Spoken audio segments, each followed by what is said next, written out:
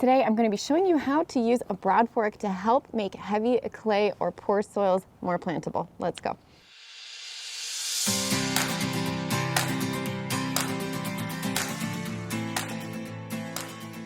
So if you haven't seen a Broadfork before, it looks kind of like a garden fork, like a pitchfork, but it's a little bit wider and the tines are usually a little bit thicker. It is designed as kind of an alternative to tillage. So while tillage does a lot of disruption to the soil, and particularly the soil food web, especially if it's done every year, Broadforking, on the other hand, is a much gentler way to get some aeration into the soil, lighten it up a little bit to make it easier for planting while not destroying all the aggregation that's happened in the soil. So to look at this, we're going to be looking at this area behind me. Now you might remember that we just finished our construction project here in October, and this area was where we had piles of dirt. We had bulldozers over here, we had skid steers over here. This was the main staging area for our construction project. So not only do we already have baseline clay soil, this was also incredibly compacted. So when I started rehabbing this area, and you can go back and watch the video of how we've gotten to this point since the fall, but I couldn't even get a shovel into this soil,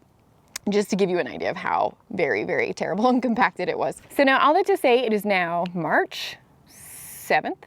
And we have a cover crop that's been growing in here over the winter. We put oats and peas in, and typically oats and peas in my zone will winter kill. However, we've had a little bit of a warm winter and the peas have decided to not die back, which is not a big deal. I'm not super concerned about it. Peas are pretty easy to terminate. I'm not really worried about having to come in and do that. However, I'm going to let them keep growing here for a little bit in the spring, so I'm just going to go ahead and utilize that in-ground growth, that nitrogen fixation, all that nice organic matter, and the roots that are going down into the soil. We're just going to embrace it. I'm going to leave it for now. It's going to start regrowing here a little bit. We'll be dealing with that in a later video, but what I do want to show you is kind of how the soil has healed up a little bit since we did that initial plantings. We did three things. One was we did a very thin layer of compost. So the whole goal in this area was to try to not buy in any soil. So I used what I had, which is probably 10 gallons-ish of compost spread over this entire area very thinly.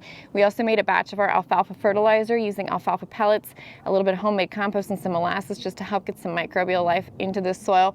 And then we did a cover crop with inoculated seeds that were inoculated with azospirillum, some rhizobia, some mycorrhiza, just to again try to rehab this soil over here.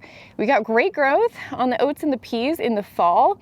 Again, capitalizing on those shoulder seasons that I talk about using in our cover cropping class. Remember, I've got that link down below if you want to take that course. And so we used that after our first frost period to really get some growth on this cover crop. Well, the oats have died back, so we've got a nice mulch layer in place, but the peas, again, is still living. But all in all, I'm pretty impressed with how much this cover crop has helped my soil in just the short time that it's been growing. So here's a kind of a close-up of what it's looking like. So definitely still got plenty of clay qualities to it. You know, if I were to ball this up, it still holds together, but there's some aggregation happening in this as well. All right, so here's what it looks like.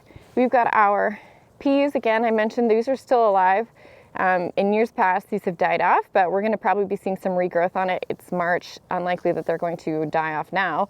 But the oats did die, so we've got that nice, again, kind of mulch layer here, added some organic matter on top of the soil, but what's more important is what's happened underneath the soil.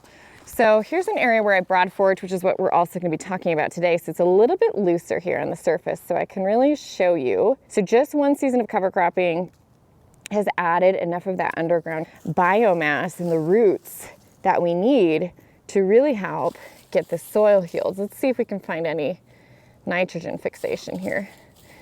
So the nitrogen fixation is what we'd be seeing on our peas. So here's some roots from some cover crop here. Again, it's that underground growth that's feeding the microbes and is super important. You even have some nitrogen nodules here on this one. So all in all, pretty happy with this. Now, however, there's some nitrogen nodules here on a pea. So remember when we talked about our video about inoculating seeds and we mentioned rhizobia for legumes. So we did inoculate these peas with a rhizobia just to assist with this nitrogen fixation. So it took the nitrogen from the atmosphere, took it down, photosynthesized, and then put that nitrogen into the roots. So we're gonna leave those in place. Again, that's why I don't really wanna come in and till this again. We did till it in the fall before we planted in this cover crop. So again, I don't wanna till it again because I don't wanna overwork this, especially now that we've got nice aggregation. So instead, what I'm gonna come in and do is Broadfork. So here's my favorite Broadfork. This is the Treadlight Broadfork. There are other Broadforks. There's one from Mindful Farmer that's great if you have raised beds and you don't need one that's quite this big and heavy. Because I will say this one with the metal handles is a little bit heavy. They make them with wood handles as well, which are a little bit lighter, but with clay soil, I really recommend the metal ones because you can break wooden handles in clay soil like mine. And it also has thicker tines on the bottom. So this one's specifically designed for clay. So the tines on the bottom are really nice and wide. I mentioned that we use this kind of as an alternative to tilling. So I'm still not going to be adding soil in here. I'll take you guys along as I build this garden bed, and that's coming up after this coming week. For now, what I want to show you is how just broadforking this area has made it so that I can actually just pop my hand in and go ahead and plant. Now, in the area where I haven't done that, so let's move over here to where I haven't broadforked. This is still really hard. This would be really challenging to try to plant into anywhere where I haven't broadforked. So the broadforking, again, it's holding the aggregation of the soil together. It's just lightening it enough that I can plant into it. Now, I don't broadfork every year. Usually I reserve this for beds that are years 1, 2, and 3. They kind of need it. Once I hit year 4 with all the regenerative practices that we do, like soil mulching, cover cropping, those kinds of things are going to keep my soil nice and light and fluffy and spongy because of the soil food web that's in there. So once we hit year 4, usually I don't have to really broadfork anymore, but the first 3 years, it can be really helpful. There's a right and wrong way to broadfork. So the best thing to do is to try to come through and broadfork just before you plant. If you do it too early, I just find that sometimes it resettles and then you don't get that nice advantage of the lightness for planting purposes. So I like to do it right before I plant. Don't do it in the fall. Because sometimes if you do this in the fall, what can happen is that the snow comes in, it compacts it down again. So again, I would save this for spring. I mentioned I have the metal handled Broadfork, and this is also the clay version of the Broadfork. So it is specifically meant for heavy clay soils, which again, just a different soil type than like a sandier soil or a raised bed soil. Now what I want to show you is how hard this is to get in, because we'll go look at a bed that I don't Broadfork anymore because it just doesn't really need it. But what I'm going to do, I'm going to put my Broadfork in and I'm going to get up on top. Now usually the first time you do this, if you're doing it in heavy clay like me, you're really gonna have to work to get down and into the soil. So you can see I'm wiggling back and forth, back and forth, back and forth, back and forth.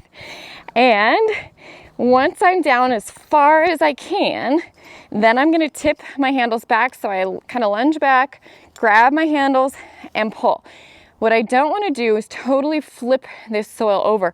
So I don't wanna pull it way back and then have this all flip. I'm trying to keep this in place. I'm trying to keep the layers in place and not put what's on the surface down and underneath. I want to keep this as it is, but I just want to crack the soil. So let me show you up close. So you can see that as I pull this back, this little crack appears. This is where I want to stop. Okay, I don't want to go further than this. Now, if you were going to be doing any compost application on top of the soil, I usually recommend you do it either just before you broadfork so that it kind of works its way down and into these cracks, or you could do it just right after and it'll again kind of work its way down into these little cracks that you've made. But again, you don't want to go too far. So this is what it would look like if I went too far. You really don't want to go this far. Okay, just crack, that's enough, and then pull back and repeat. So then I just move it back a few inches and do it again. Now you can keep it a little bit tighter too. So if your soil is very, very hard, like mine was here in this area, there's a lot of rocks down in here you can hear, then you might want to space your Broadforkings a little bit tighter together. And then as you're working back, so don't work this way because you don't want to step on what you've just done. You want to work backwards. So draw it back, pop that broad. Hey, okay. Wiggle, wiggle, wiggle. Pull back. And that's it. So that's how you Broadfork. Now again, yes, this works great on clay soils.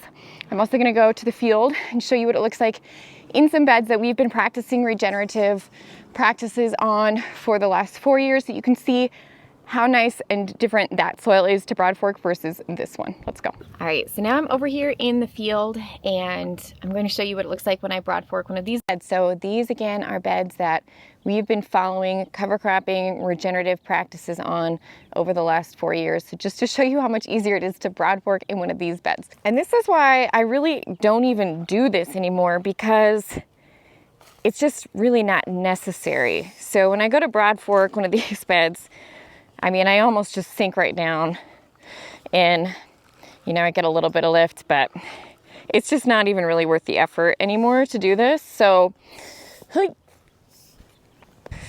while it can be helpful, again, just for helping to aerate that soil and make especially clay soil a little bit more plantable, over time, you're not going to need to use it quite as often, really just on new beds that you're working on establishing. That's a little bit about Broadforking today, guys. If you have any questions, make sure you put them below. Don't forget to subscribe. We've got more stuff coming up here this spring. We're gonna be building our garden bed up front with our fill dirt and seeing how it looks. Stay tuned. We'll see you guys around here next time at the farm.